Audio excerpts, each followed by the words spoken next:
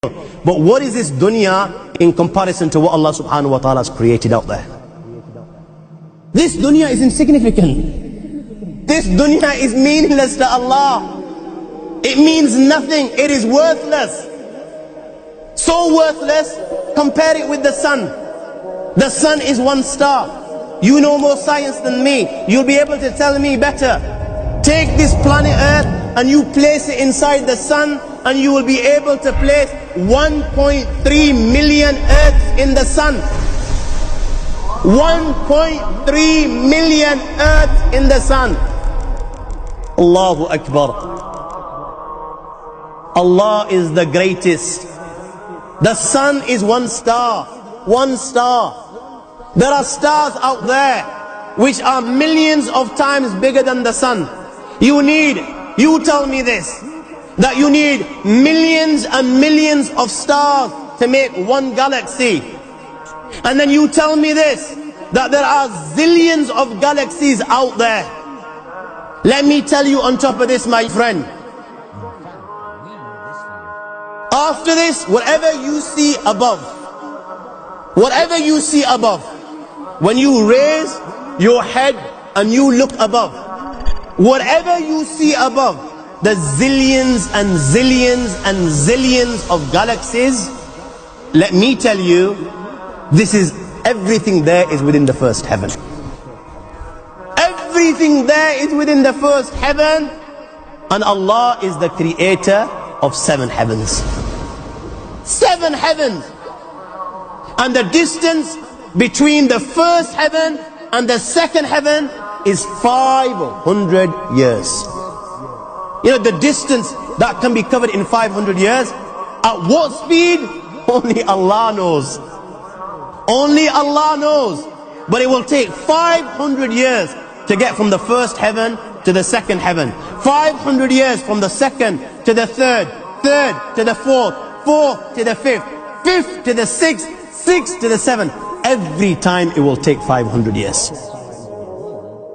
After the 7 heavens,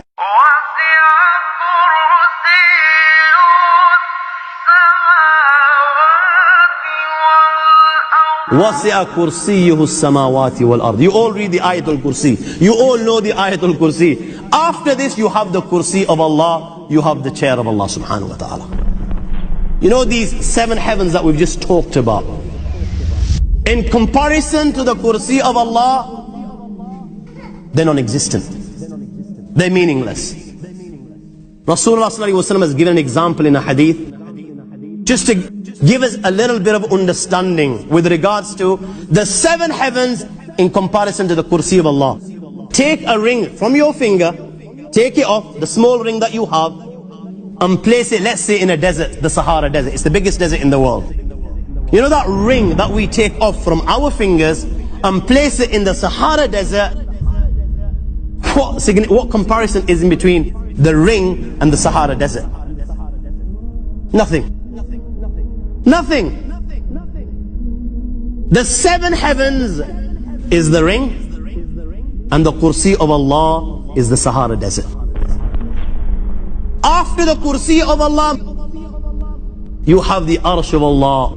وَكَانَ أَرْشُهُ عَلَى الْمَاءِ. You have the Arsh of Allah. Again, Rasulullah has explained, so just so that we can understand. Take the ring, place it in the desert. This time, the ring is the Kursi and the Arsh is the desert. What is the Kursi in comparison to the Arsh of Allah? Nothing. Then you have angels which carry the Arsh of Allah. Their heads are in the 7th heaven and their feet are in the lowest earth. My friends, then you have the Lord of the Arsh al-Kursi. لا تدركه الأبصار ويدرك الأبصار وهو اللطيف الخبير. He is beyond the size of Allah, who Allah is, what Allah is. The greatness of Allah is beyond the comprehension of my little mind. This is the being that you and I are messing with.